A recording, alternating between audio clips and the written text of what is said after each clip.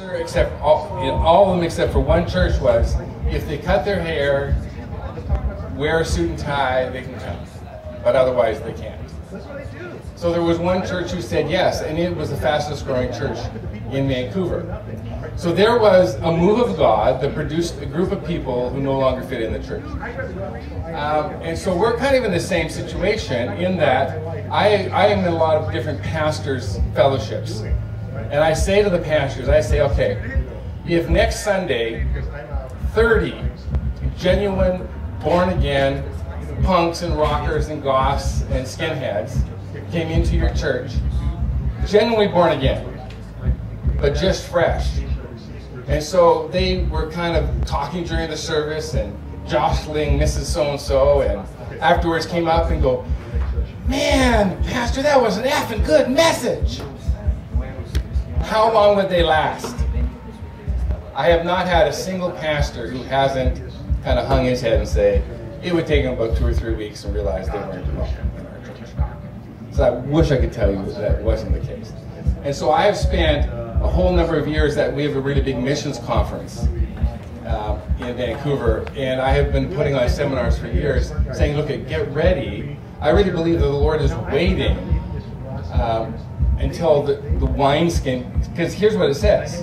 No one pours out new wine into old wineskin. The new wine isn't supposed to come first. The new wineskin is, so he can pour it out. Now, the hippies were all right because they were so brash, they didn't care that they were being rejected. They just pushed their way into the church, and they changed it. That you went from father-child kind of preaching to adult. And instead of the Wednesday night Bible study where the pastor gave the blessing, taught, then you had, no, we want to be part of this. We want a discussion. And so you had, everything changed in the church because of the hippies. That's not the same with the group we're working with. They come out of a background of rejection. And so they'll last 2 or 3 Sundays and they go, no, they don't want me. I'm not coming back. So, so I think that one of the ideas of this whole roundtable is looking into the future. What wineskins, so we've all kind of found something that works for the people. But there's a new generation coming up, just like Alvaro said, there's new generations.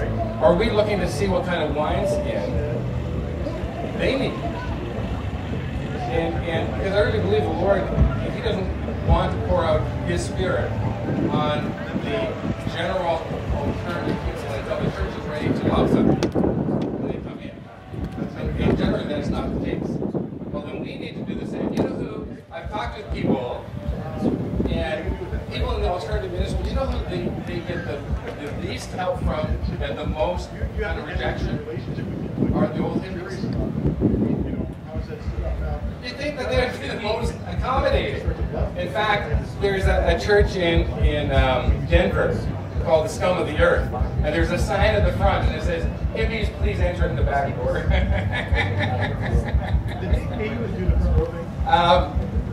So I think that one of the things, I'm glad you brought this up, Alvaro. I think that's one of the things we can be talking about.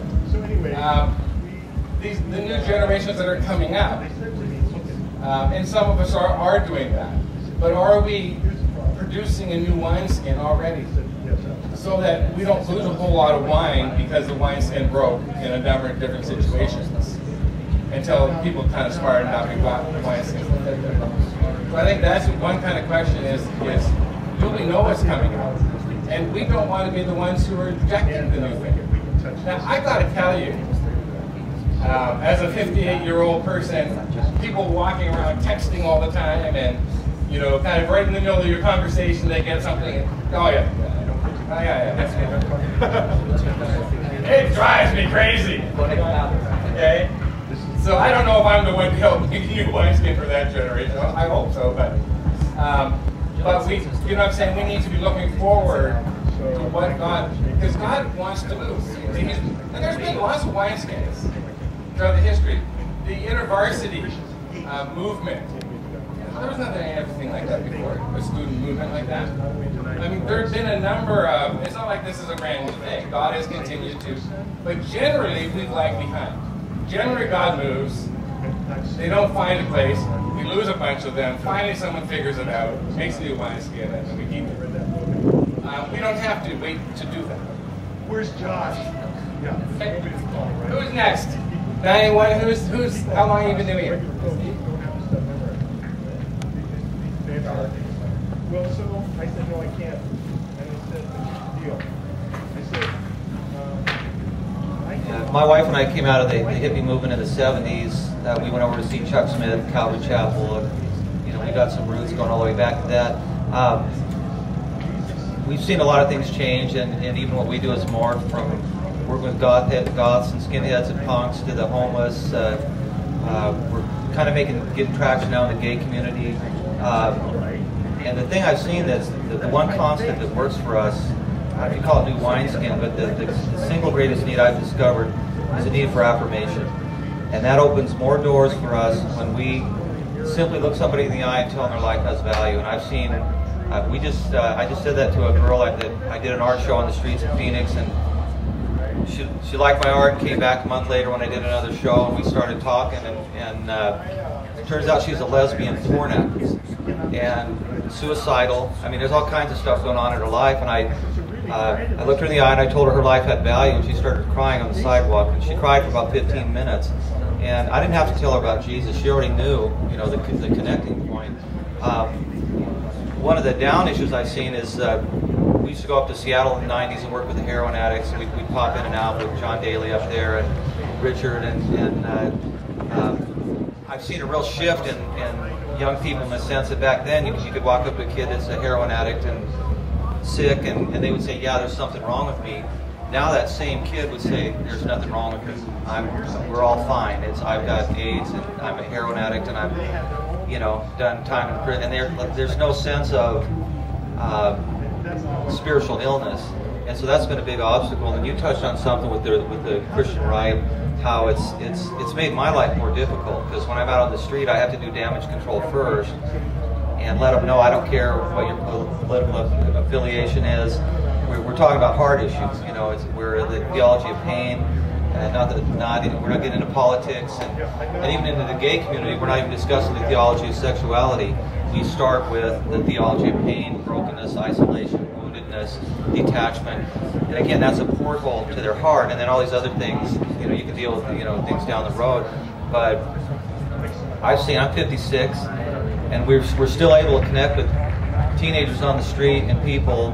Part of it's because of my age, and now there's like a daddy gap, and these kids want affirmation. I was just telling somebody earlier today, I've had gang kids weep on my shoulder, these hardcore, badass, heroin addict, gang banging, hurt people kind of kids, and we start talking about where's your dad, and 5 minutes later they're wrapping their arms around me crying, and they're shaking, they're crying so hard. And there's things we can tap into that we just have to be wise about it, and gentle, and I mean, Amber's young, my son Sean is young, Taryn's young, and we can still work together. But we have to be comfortable with you know, where we're at. I don't want to be young again. I'm fine with being a grandpa, but I'm seeing a need for all these teenagers on the street that we can walk up to, and even we even had a 47-year-old man on the streets of LA start weeping when we told him his life had value. A homeless guy selling cigarettes one at a time for 15 cents, and people still want you to break through. I heard some discussions this morning where with all the social networking, there's not a lot of eye-to-eye, face-to-face contact, and people are hungry for that. If you touch somebody on the shoulder when you're talking to them, or look them in the eye, or say something positive, they don't want to leave, you know, and they're and I don't know how that fits into the new wineskin, but I know as our culture gets more sophisticated, some things never change. We still want to know we're valued, we're loved, we have a purpose, there's hope for us regardless of our condition. And you know, so I've seen a lot of cultural changes in music. I mean, I remember the 70s when everybody was doing it for the love of music and the love of Jesus, and then it became a corporate money making. I've got a t-shirt and a belt buckle and a hat I'm going to sell you, and a bumper sticker, and oh, by the way, we're going to sing a few songs, and that's shifted. It's kind of ruined a lot of it, but just getting back to dealing with people that are lost, even within the church, the brokenness, it's just human touch, and you know, that to me is the main thing that I've discovered. So. Well, Andrew, I think you're next. I'll come and do that if you want. All right.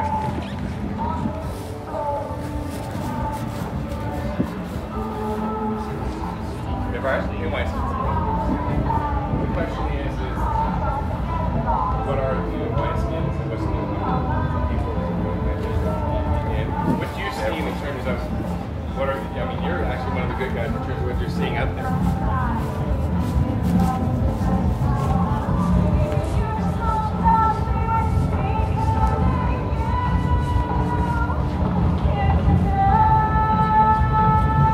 I'm 47. I'm 47 years old, so. Am I the younger elder?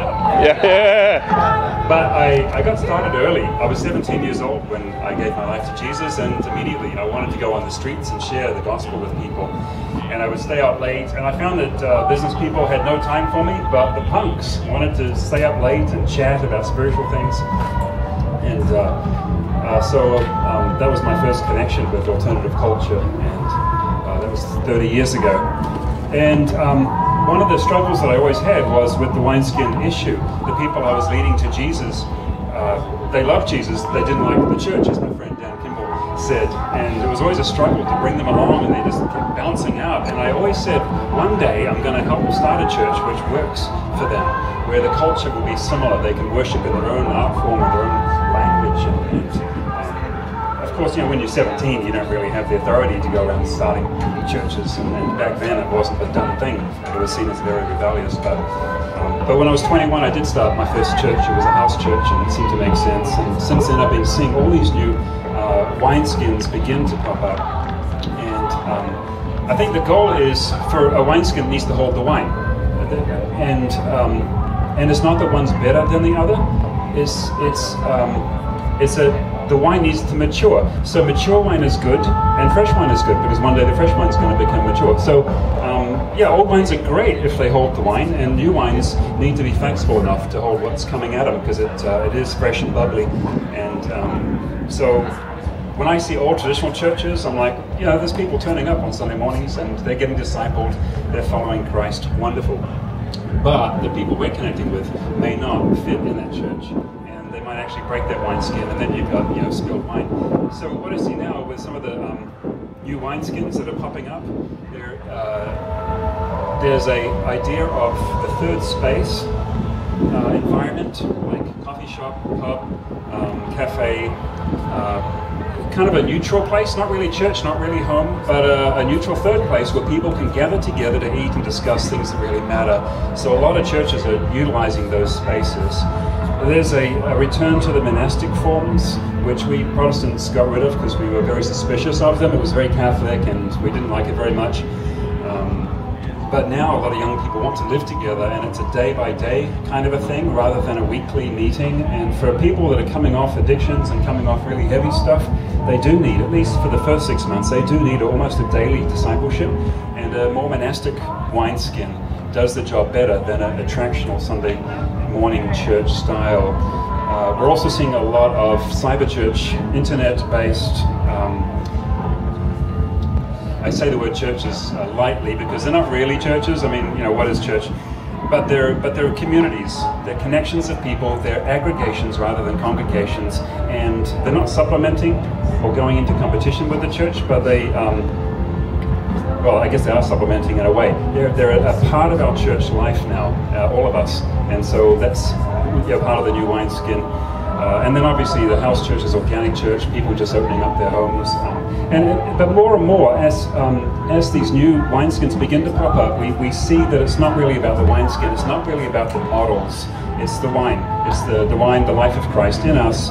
It's our sharing life together forever as the new Jerusalem, the new community of God. And we are the church. It doesn't matter too much how we actually live that out, in what it looks like and how it compares. The fact is that we are the church. We figure out how to meet somehow, and we always seem to figure that out. So I do think a lot of our conversation around models of church and which one's better and the pros and cons of everything, a lot of it's kind of wasted, because we always eventually seem to figure out a way to get together, share life together, have fellowship, disciple each other, grow into maturity in Christ. We are the church, and we meet. So the wine is good, the wineskin's okay as well. Yeah. Cool. Next. How long, Fernando, can you ask how long he's been doing ministry?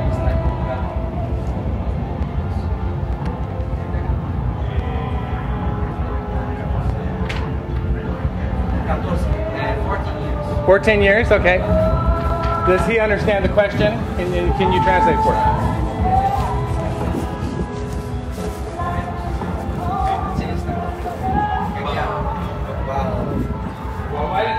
De los odres nuevos a los viejos es bien delicado, bien especial.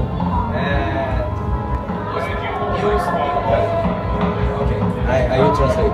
I will try to translate. Okay, it's very complicated talking about new wines and new skins. Son transiciones distintas de la vida. It's always a transition that we need to understand because they have different ways to see life. Por eso es importante preparar nuevos líderes. For that, we need to understand that we have to prepare new leaders to be inside of this new mindset. Y se trabaja teniendo tiempo con ellos. We need to work with time with them and work together for that.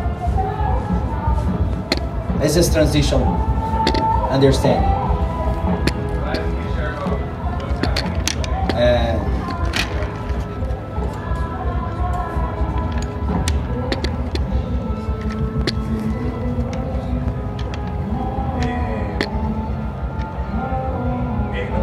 En Chile tenemos 10 movimientos.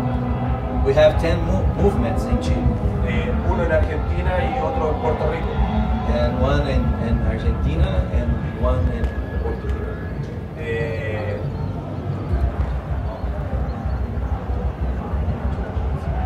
He's talking about his church. Hemos tratado de invertir tiempo para el cambio de vocabulario. We are working to have the special vocabulary, to speak this properly language with people. La liturgia, La música.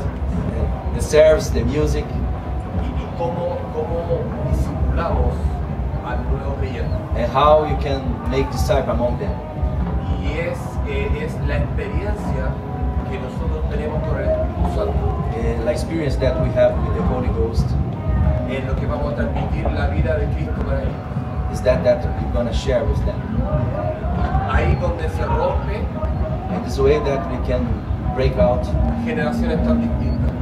to bring together different generations.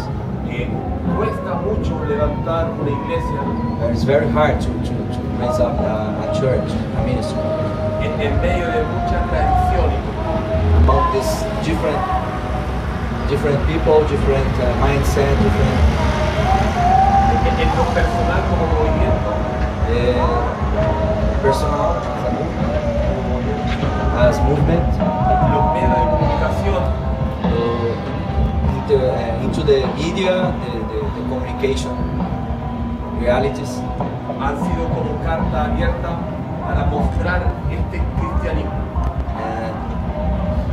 And they are like open letters to share this kind of Christian.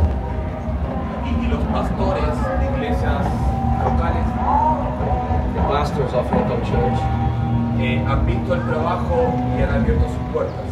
are open the gates or the doors of the church for that movement because they are seeing what's happening. Para entender que este movimiento And they are understanding the movement es un movimiento de Dios. as is a movement from the Lord. Any question?